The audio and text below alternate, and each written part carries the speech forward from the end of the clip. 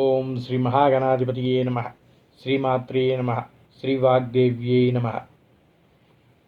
శుక్లాంబరం విష్ణుం శశివర్ణం చతుర్భుజం ప్రసన్నవదనం ధ్యాయే సర్వవిఘ్నోపశాంతయే.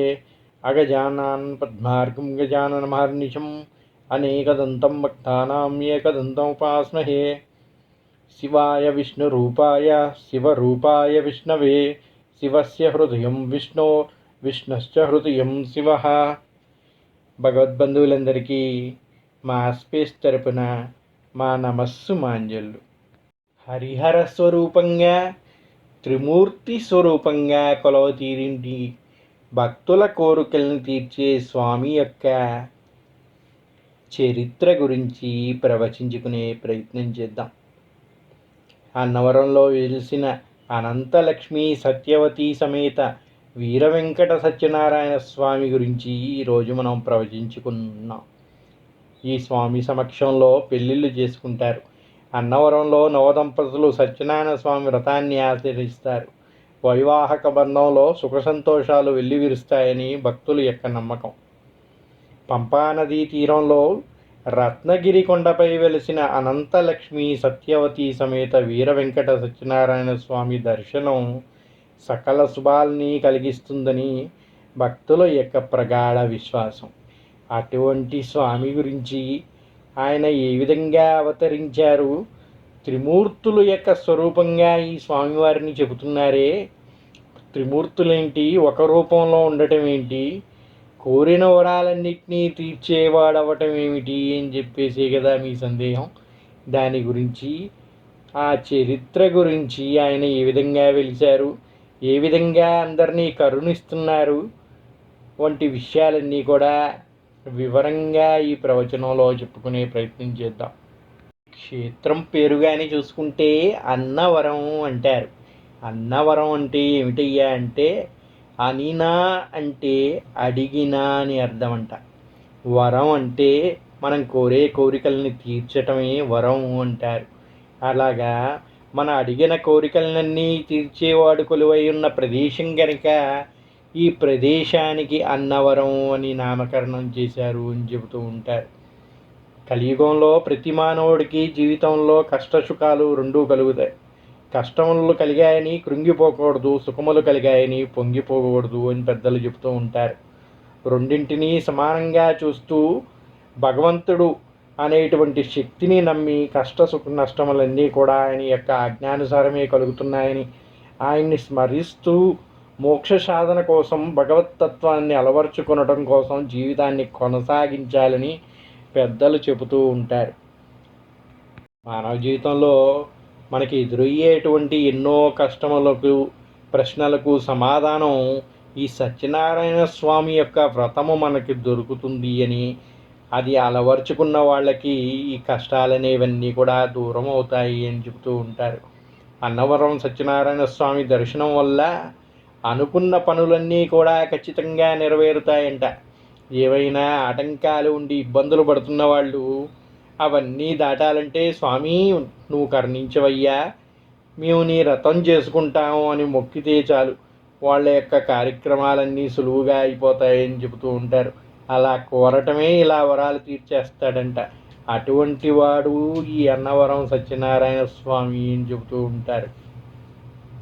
ఈ సత్యదేవస్వామి యొక్క కీర్తి గొప్పతనాన్ని స్కందపురాణం యొక్క రేవాఖండంలో వర్ణించారు అని చెబుతూ ఉంటారు.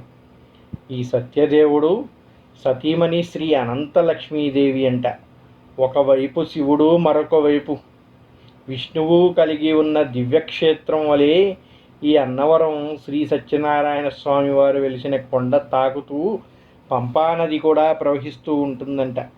ఒక పక్క శ్రీ అంటే శ్రీ మహాలక్ష్మి అనంతలక్ష్మిగా వెలిసిందంట ఇక్కడ. అలాగే ఇక్కడ విష్ణు స్వరూపమే కాదండి, శంకరుడు ఉన్నాడంట. హరిహరలకు భేదం లేదు అంటారు. అది చూపించడానికే ఆ త్రిమూర్తి స్వరూపంగా ఇక్కడ సత్యనారాయణ స్వామి వెలిశాడు అని చెప్తూ ఉంటారు. ఒక రూపంలో శివుడుగా కనిపిస్తాడంట, ఒక దగ్గర బ్రహ్మగా ఉంటాడంట, ఒక దగ్గర విష్ణువుగా ఉంటాడంట. సృష్టి స్థితి లయకారులు ఎవరు కాదయ్యా, మేము భిన్నత్వంలో ఏకత్వం కలిగిన వాళ్ళం, మొత్తం నేనే అని చెబుతూ ఉంటాడంట. కష్టము సుఖము రెండూ కూడా నేనే కలిగిస్తాను. నీకు వరాన్ని నేనే అందిస్తాను. ఆపదలో ఉన్నప్పుడు నన్ను తలుచుకుంటే చాలు నీకు అభయాన్ని ఇస్తాను అంటూ ఉంటాడంట ఇక్కడ సత్యనారాయణ స్వామి. సత్యదేవుని యొక్క చరిత్ర, ఈ ఆలయం ఏ విధంగా ఏర్పడింది అనేది తెలుసుకోవాలంటే ముందుగా ఇక్కడ స్థల పురాణం గురించి తెలుసుకోవాలని చెప్తూ ఉంటారు. ఇక్కడ స్థల పురాణం ప్రకారం పర్వత శ్రేష్ఠుల్లో ఒకడైన మేరు పర్వతం ఆయన భార్య మేనక శ్రీ మహావిష్ణువు గురించి ఘోర తపం ఆచరించారంట. విష్ణువు అనుగ్రహంతో వారికి 2 కుమారులు పర్వతాలుగా పుట్టారంట. వారిలో ఒకడు భద్రుడు, ఇంకొకడు రత్నకుడు. భద్రుడు విష్ణుమూర్తిచే వరాన్ని పొంది ఆయన తపస్సుకి విష్ణుమూర్తి కరుణించి శ్రీరామచంద్రమూర్తిగా భద్రాచలంగా ఏర్పడి అక్కడ స్వామి సేవలో నిమగ్నమై ఉన్నాడంట. మనం కానీ చూసుకుంటే తెలంగాణ రాష్ట్రంలో ఖమ్మం జిల్లాలో ఇప్పుడు భద్రాద్రి కొత్తగూడెంగా చెబుతున్నటువంటి ఈ భద్రాచల క్షేత్రం భద్రమహర్షి యొక్క తపస్సు వల్ల ఏర్పడింది అంటారు. ఆ భద్రమహర్షి ఎవరయ్యా అంటే ఈ మేరు పర్వతం యొక్క కుమారుడంట. ఆయన యొక్క తమ్ముడే ఈ రత్నాకరుడు అంటారు. ఈయన కూడా ఆయన ఎప్పుడైతే విష్ణు అనుగ్రహంతో శ్రీరామ దివ్యక్షేత్రం ఏర్పడిందో ఈయనకు కూడా ఆ మహావిష్ణువుని ప్రార్థించాలి, ఆయనచే వరం పొందాలి అనే కోరిక కలిగిందంట. దానితో ఈయన కూడా మహావిష్ణువుకై ఘోర తపస్సు ఆచరించాడంట. రత్నకుడి యొక్క తపస్సుకు మెచ్చిన మహావిష్ణువు శ్రీ వీర వెంకట సత్యనారాయణ స్వామిగా వెలిసి రత్నగిరి లేదా రత్నాచలం అనే కొండగా నువ్వు మారతావని, నీ పైన నేను వెలుస్తాను అని చెప్పి వరాన్ని ఇచ్చాడంట. ఆ విధంగా తూర్పుగోదావరి జిల్లాలో పిఠాపురంకి సమీపంలో గోరస గ్రామ ప్రభు శ్రీ రాజా ఇనగంటు వెంకట రామనారాయణ బహదూరు వారి ఏలుబడిలో అరికెంపూడి దగ్గర అన్నవరం అనే గ్రామం ఉందంట. ఆ గ్రామంలో స్వామివారు ఈ విధంగా వెలిచారు అని చెప్తూ ఉంటారు. అక్కడ ఈరంకి ప్రభాకర్ రావు అనే బ్రాహ్మణుడు ఉండేవాడంట. ఆయన కూడా విష్ణువుకి మహాభక్తుడంట. ఒకనాడు మహావిష్ణువు వీరికి ఇద్దరికీ కూడా అటుపక్క ఈ బ్రాహ్మణుడైనటువంటి ప్రకాశ్రావుకి ఇటు వెంకటరామనారాయణ బహదూర్కి ఏకకాలంలో కనబడి కలలో రాబోవు శ్రావణ శుక్ల విధియ మకా నక్షత్రం గురువారం నాడు రత్నగిరిపై వెలియుచున్నాను, నీవు నన్ను శాస్త్రానుసారం ప్రతిష్ఠించి సేవించుము అని చెప్పాడంట. రోజు ఆ బ్రాహ్మణుడు ఈ రాజు దగ్గరికి వెళ్ళి జరిగిందంతా చెప్పాడంట.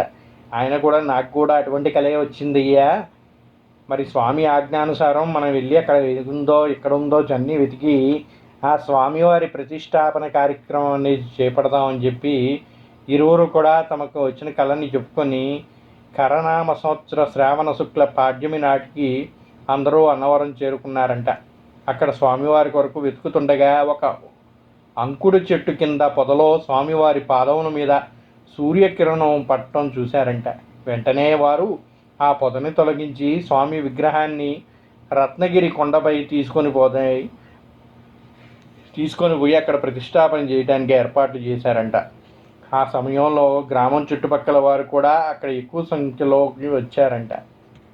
ఎప్పుడైతే ఆ రాజు ఈ బ్రాహ్మణుడు స్వామి కోసం వెతుకులాడుతున్నారు, వాటికి ఒక విగ్రహం దొరికింది అని తెలియగానే ఆ గ్రామ ప్రజలందరూ కూడా అక్కడికి సమూహంగా వచ్చి ఆ విగ్రహం గురించి చూడటానికి తండోపతండాలుగా వచ్చారంట.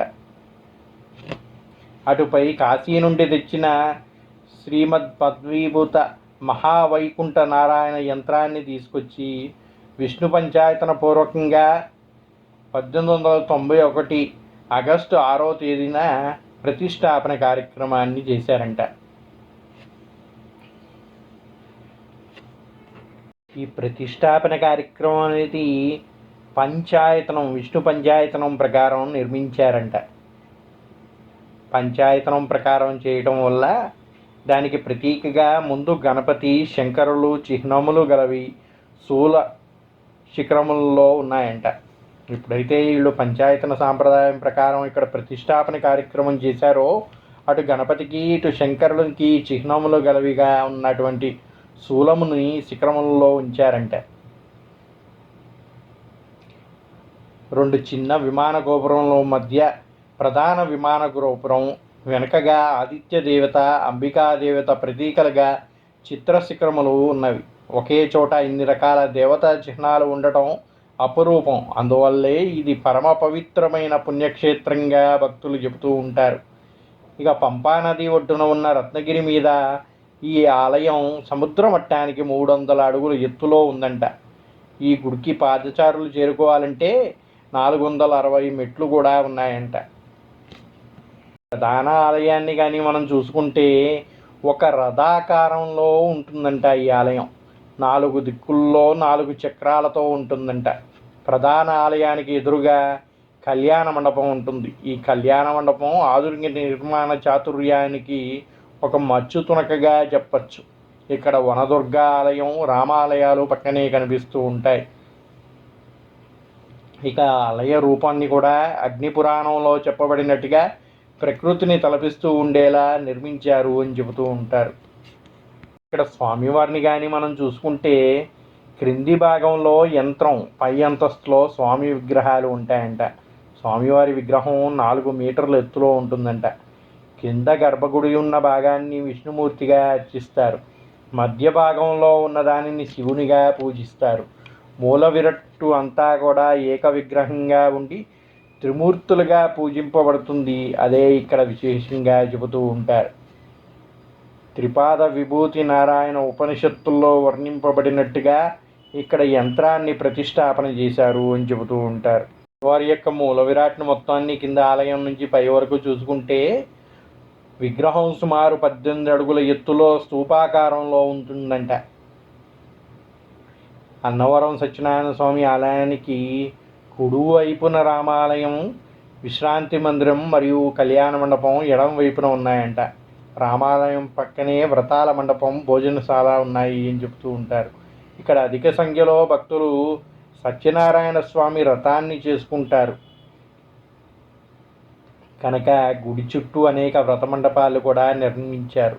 ప్రధాన ఆలయం 4 మూలల్లా 4 చక్రాల్లో ఒక రథ రూపంలో నిర్మించారు. స్వామివారి ఆలయానికి ముందుగా వనదుర్గ విగ్రహాన్ని చూడొచ్చు. ఈ వనదుర్గ ఈనాటికి ఆలయ రక్షణ కొరకు రాత్రివేళలో ఆలయ ప్రాంగణంలో కాపలాగా ఉంటున్నట్టుగా చెప్పుకుంటూ ఉంటారు ఇక్కడ చుట్టుపక్కల భక్తులు. ఇక ఆలయం లోపలికి కానీ వెళ్తే మనకి స్వామివారిని దర్శించుకోవటం ఏ విధంగా చూడొచ్చు అంటే మొదటి అంతస్తులో యంత్రం, అలాగే స్వామివారి పీఠం కనిపిస్తుందంట. యంత్రానికి 4 వైపులా 4 దేవతలు పంచాయతనం ప్రకారం గణపతి, సూర్యనారాయణ స్వామి, బాలా త్రిపుర సుందరి మరియు మహేశ్వరుడు పంచాయతనం కలిగి ఉంటుందంట. 1వ అంతస్తులో సత్యనారాయణ స్వామి యొక్క మూల విరాట్ మధ్య భాగం ఉంటుందంట. శ్రీ అనంతలక్ష్మి అమ్మవారు కుడివైపు మరియు శివుడు ఎడమ వైపుగా ఉంటూ ఉంటారంట. విగ్రహాలు అన్నీ అందంగా బంగారు కవచంతో అలంకరింపబడి ఉన్నాయి. శ్రీరాముడు శ్రీ సత్యదేవి స్వామికి ఇక్కడ క్షేత్రపాలకుడుగా ఉంటాడంట. ఇక్కడ ఇంకో విశేషం ఏమిటయ్యా అంటే అన్నదమ్ములు ఇద్దరని చెప్పుకున్నాం కదండి. ఒకడు భద్రుడు అయితే ఇంకోడు రత్నాకరుడు అన్నాం. భద్రుడికి రాముడు అనుగ్రహించాడు, మరి ఈయనకి సత్యదేవుడు అనుగ్రహించాడు. ఆయన్ని అనుగ్రహించినటువంటి రాముడు ఈయనకి ఏమి చేశాడు అంటే ఇక్కడ వెలిసినటువంటి సత్యనారాయణ స్వామికి క్షేత్రపాలకుడుగా శ్రీరాముడే స్వయంగా వచ్చాడు అని చెబుతూ ఉంటారు. ఇక్కడ స్వామి యొక్క రూపం మూల భాగంలో బ్రహ్మదేవుడు, మధ్య భాగంలో మహేశ్వరుడు, పై భాగంలో విష్ణుమూర్తి కొలువు తీరి ఆలయ నిర్మాణం చక్కగా నిర్మించబడి ఉందంట. త్రిమూర్తులు ఏకస్వరూపంలో ఉన్నటువంటి ఏకైక ఆలయం ప్రపంచంలో ఏదైనా ఉందంటే అది ఈ సత్యదేవుని సన్నిధి మాత్రమే అని చెబుతూ ఉంటారు. శ్రీ సత్యనారాయణ స్వామి, అనంతలక్ష్మీదేవి యొక్క కళ్యాణానికి పెళ్లి పెద్దలు ఎవరయ్యా అంటే స్వయంగా సీతారాములే పెళ్లి పెద్దలుగా ఉన్నారంట ఇక్కడ.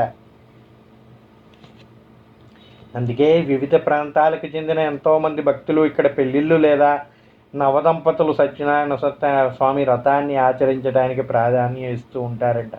ఎందుకంటే సాక్షాత్తు సత్యదేవుడు శ్రీ మహాలక్ష్మికి వివాహం జరిపించడానికి సీతారామచంద్రులే ఇక్కడ పెళ్లి పెద్దలుగా వ్యవహరించారంటే ఇటువంటి క్షేత్రంలో వివాహం చేసుకున్న, వ్రతం చేసుకున్న ఆ సీతారామ లక్ష్మణుల యొక్క అనుగ్రహంతో పాటు ఈ సత్యదేవుని అనుగ్రహం వల్ల సుఖ సంతోషాలు లభిస్తాయని, వాళ్ళ కష్టాలన్నీ దూరం అవుతాయని నమ్మి ఎటువంటి ఆటంకాలు కలగకుండా వాళ్ళ దాంపత్యం సుఖమయంగా ఉండాలని తలుస్తూ నవదంపతులు ఇక్కడ వ్రతాన్ని ఆచరిస్తూ ఉంటారంట.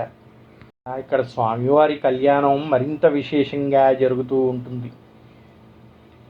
ఈ నెలలో 8వ తారీఖు స్వామివారి యొక్క కళ్యాణం నిర్వహిస్తారంట. విశాఖ మాసంలో శుద్ధ దశమి నుంచి బహిళపాడ్యమి వరకు నిర్వహించే కళ్యాణోత్సవం మరింత కొత్తగా, కన్నుల పండగగా ఎప్పటికప్పుడు కనువిందు చేస్తూ ఉంటుందంట. స్వామివారి యొక్క కళ్యాణాన్ని తిలకించేందుకు భక్తులు ఎక్కడెక్కడి నుంచో తరలి వస్తారంట. ఇక్కడ స్వయంగా బ్రహ్మదేవుడే క్రతువుని నిర్వహించడానికి పౌరోహిత్యాన్ని నిర్వహిస్తారంట. ఇంకా సీతారాములు పెళ్లి పెద్దలుగా ఉంటారు. మరి చూడండి, ఇంకా ఎవరున్నారండి? అక్కడ వినాయకుడు ఉన్నాడు. నిర్విఘ్నంగా అన్నీ జరిపించాల్సిన బాధ్యత ఆయన స్వీకరించాడు. బ్రహ్మే స్వయంగా పౌరోహిత్యం నిర్వహిస్తున్నాడు. సీతారాములు సాక్షాత్తు విష్ణు స్వరూపుడైన రాముడు, లక్ష్మీదేవి పెళ్లి పెద్దలుగా ఉండి అన్ని తంతులు నిర్వహిస్తున్నారు.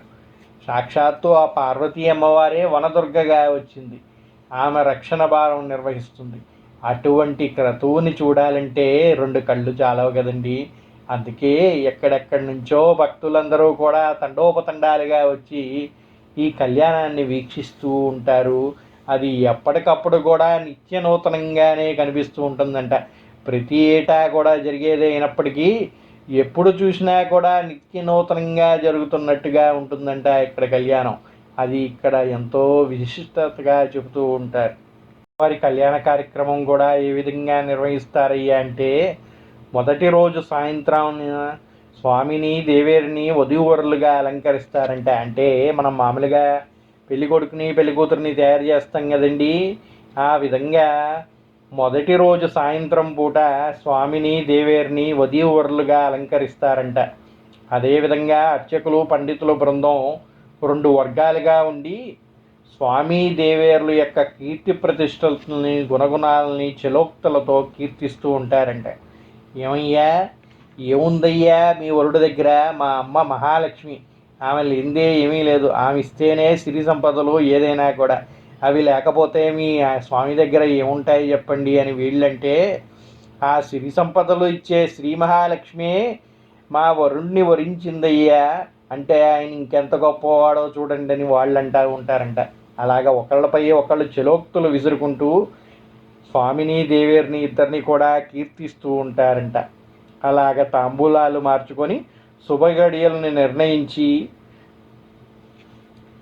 వాళ్ళ యొక్క కళ్యాణ ముహూర్తాన్ని నిర్ణయిస్తారంట. ఆ కార్యక్రమాన్ని చూడాలంటే ఎంతో ఆహ్లాదంగా, ఆనందంగా ఉంటుందంట. అందుకే భక్తి శ్రద్ధలతో ఎందరో భక్తులు వేచి చూసి ఈ కార్యక్రమం కోసం కన్నుల పండుగగా తిలకిస్తూ ఉంటారు అని చెబుతూ ఉంటారు. మరుసటి రోజు ఆనవాయితీ ప్రకారం గ్రామంలో విష్ణు బ్రాహ్మణుని వద్దకు వెళ్ళి స్వయం పాకం ఇచ్చి మంగళసూత్రాలు, యజ్ఞోపవీతాన్ని తీసుకొచ్చి అంగరంగ వైభవంగా కళ్యాణం నిర్వహిస్తారంట. మనం ఏ ఆలయంలో చూసుకున్నప్పటికీ ఇటువంటి ఆచారం ఎక్కడా కూడా కనిపించదు. మన ఇళ్లల్లో వివాహానికి ఏ విధంగా అయితే కార్యక్రమాలు నిర్వహిస్తామో ఈ సత్యదేవుని కళ్యాణానికి కూడా అదే విధంగా నిర్వహిస్తూ ఉంటారంట. ఏం చేస్తారంటే, ఈ మంగళసూత్రాలని తయారు చేసేటువంటి విశ్వకర్మ ఎవరైతే ఉంటారో కంసాలి వాళ్ళు, వారింటికి వెళ్ళి వాళ్ళకి స్వయం పాకానికి కావాల్సిన ఇటువంటివి ఇచ్చి అక్కడ ఈ కళ్యాణానికి కావాల్సినటువంటి మంగళసూత్రాలని తీసుకొని వస్తారంట. ఈ స్వామి యొక్క కళ్యాణాన్ని నిర్వహిస్తారంట. అది అయ్యాక అరుంధతి నక్షత్ర దర్శనం ఉంటుందంట. నవదంపతులకు పండితుల చేత ఆశీర్వచనం, వనవిహారం, పుష్పయాగం వంటివి అన్నీ ఎంతో ఆసక్తిగా సాగుతాయంట. ఇక్కడ ప్రతిరోజు కూడా ఎంతో వైభవంగా కార్యక్రమాలు నిర్వహిస్తారంట.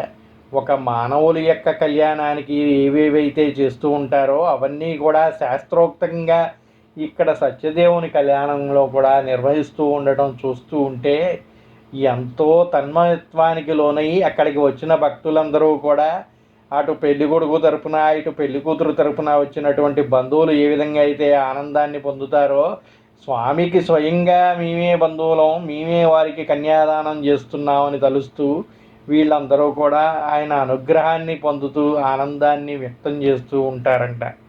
అలాగే ఈ ఘట్టంలోని సత్యదేవునికి పెళ్లి పెద్దలుగా వ్యవహరించిన సీతారాముల్ని ఆంజనేయుని వాహనం పైన, సత్యదేవుణ్ణి గరుడ వాహనం పైన, అమ్మవారిని గజవాహనం పైన ఊరేగిస్తారంట కర్తృవంతా అయిన తర్వాత. అలాగే రావణ బ్రహ్మ వాహనం పొన్ను వాహనంపై దేవతామూర్తుల్ని ఊరేగించి రథోత్సవంతో కళ్యాణక్రతువు ఈ బ్రహ్మోత్సవాలు అనేవి ముగింపు జరుగుతూ ఉంటుంది అని చెబుతూ ఉంటారు. ఇటువంటి ఉత్సవాన్ని కళ్ళారా చూడాలంటే ఎంతో అదృష్టం చేసుకొని ఉండాలి.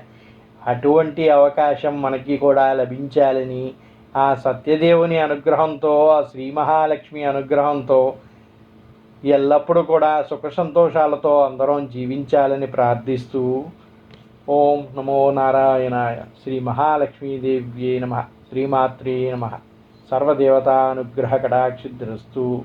శ్రీదేవతాభ్యం సర్వదేవతాభ్యో నమః. సర్వే జనా సుఖినో భవంతు. స్వస్తి.